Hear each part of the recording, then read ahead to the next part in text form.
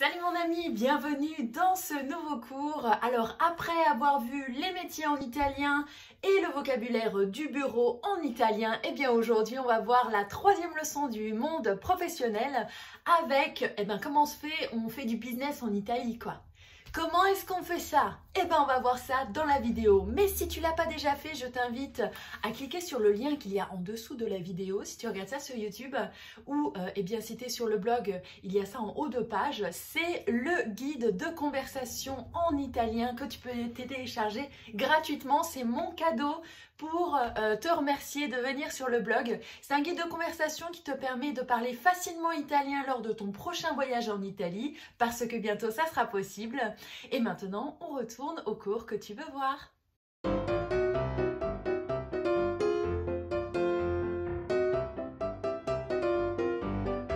Alors mon ami, on va commencer avec le petit échauffement traditionnel de tous les cours pour débutants avec le livre qu'on utilise ici, 15 minutes d'italien, apprenez en seulement 12 semaines, que j'ai emprunté à la médiathèque ici à Auckland. Alors, le petit échauffement du jour veut qu'on traduise 3 choses. La première, c'est je veux envoyer un email.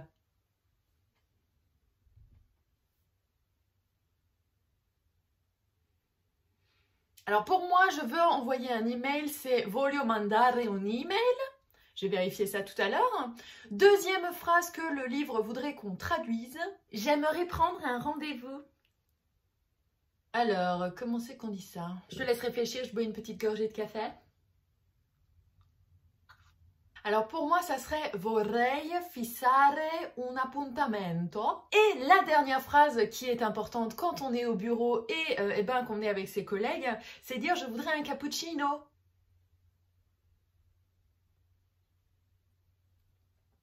Alors pour moi, c'est vorrei un cappuccino. Si tu l'as pas déjà fait, j'ai écrit un article spécial sur le café qui a été demandé par une des lectrices, Stefania, et c'est le café en 23 façons. Comment boire son café italien en 23 façons. Et oui, 23, oui.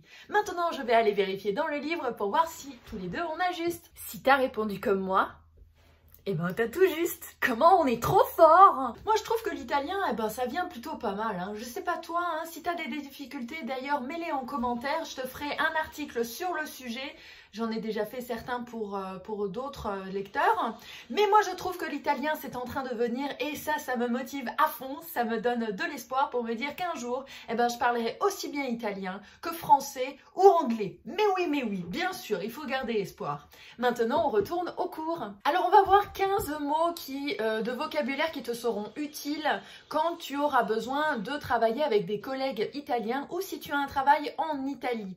Alors, on va commencer. Premier mot. Le premier mot, c'est la commande, qui est un mot masculin en italien. Attention, ça se dit l'ordinativo. L'ordinativo. Deuxième mot, la livraison. Ça se dit la consegna. La consegna. Le paiement. Le paiement, ça se dit il pagamento. Ça ressemble pas mal au français. Il pagamento. Le quatrième mot plus facile, tu meurs, c'est le budget qui, au mystère, se dit il budget. Cinquième mot, c'est le prix. Prezzo. Il prezzo. Le mot suivant, c'est les documents. Les documents, ça se dit i documenti. I documenti. La facture, celle qu'on n'aime jamais recevoir, mais qu'on adore envoyer pour recevoir l'argent, c'est la fattura. La fattura. Dans certaines professions, on envoie d'abord un devis avant de faire les travaux. Le devis en italien, ça se dit il preventivo.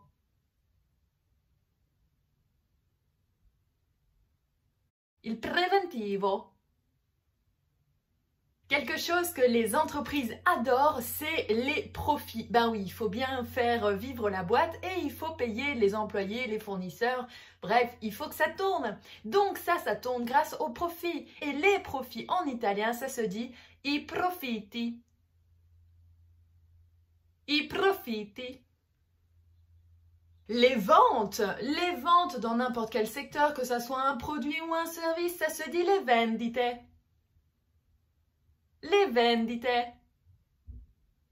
Les chiffres très importants pour faire tourner toute entreprise parce que ce sont des indicateurs qui permettent de savoir si l'entreprise est en bonne santé. Ça se dit les chiffres. Les chiffres. Le patron de la boîte ou le dirigeant, eh ben c'est il dirigente. Il dirigente. Le contrat que tu signes avec ton employé si tu l'embauches ou que tu signes avec ton client parce que tu as un contrat avec lui, c'est il contratto. Il contratto. Le contrat.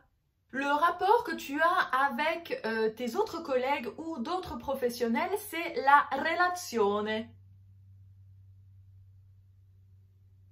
La relazione. Relation quoi en fin de compte, mais c'est dans le cadre professionnel.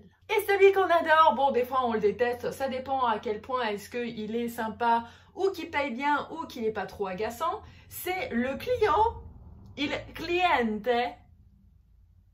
Il cliente. Petit point culturel vachement sympa, vachement intéressant, c'est qu'en Italie, les affaires, elles se font toujours en relation avec la nourriture. Et oui, en Italie, les Italiens, c'est des fous de nourriture. Donc même dans le monde professionnel, il faut que tu t'attendes, si tu es client, à ce que ton fournisseur de services t'invite au restaurant et que le business se fasse autour d'une table et d'un bon verre de vin. Si tu es fournisseur, eh bien il faut faire ce qui est culturellement accepté et aimé, eh bien c'est inviter des clients au restaurant. Et cosy, c'est l'Italie. Désormais, on va voir 6 phrases utiles que tu peux utiliser dans le monde professionnel, dans tes relations de collègue à collègue ou de collègue à client ou de fournisseur à fournisseur. Bref, tu l'auras compris, ce que tu pourras utiliser pratiquement pratique. La première phrase, c'est « Pouvez-vous m'envoyer le contrat s'il vous plaît ?» Et bien ça se dit « Può mandarmi il contratto per favore ?» Può mandarmi il contratto per favore? Donc può, c'est pouvez-vous, c'est la forme, troisième forme du singulier, forme polie. Mandare, c'est envoyer, comme on a vu avec l'email. Et on a mis mi, mandarmi, c'est m'envoyer à moi. Il contratto, qu'on a vu juste avant, et per favore, que tu connais forcément très bien. La question suivante, c'est on parle de sous. Et la question qu'on va poser maintenant, c'est avons-nous fixé le prix? Eh bien, comme dans le petit échauffement où tu demandais de fixer un rendez-vous, fixer le prix, ça ressemble vachement à ça. Et ça se dit abbiamo fissato il prezzo?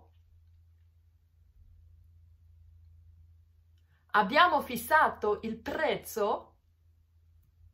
Alors quand tu as signé le contrat et que tu as fixé le prix, en tant que client, eh ben, tu veux savoir quand est-ce qu'on peut te faire la livraison. Et bien ça, tu le diras quando può effettuare la consegna. Quando può effettuare la consegna. Si jamais tu es en réunion et qu'on parle budget, eh bien tu auras peut-être besoin de dire quel est le budget. Et bien ça se dit quant'è il budget? Quant'è il budget? Pouvez-vous m'envoyer la facture? Pouvez-vous m'envoyer la facture? Ça se dit può mandarmi la fattura? Avec toujours, tu sais, la fin de la phrase qui doit monter un petit peu pour montrer que tu poses une question. C'est un peu comme en français. Può mandarmi la fattura? C'est de la musique, hein? Et pouvons-nous signer le contrat? Pouvons-nous signer le contrat? Ça se dit firmiamo il contratto? Firmiamo il contratto?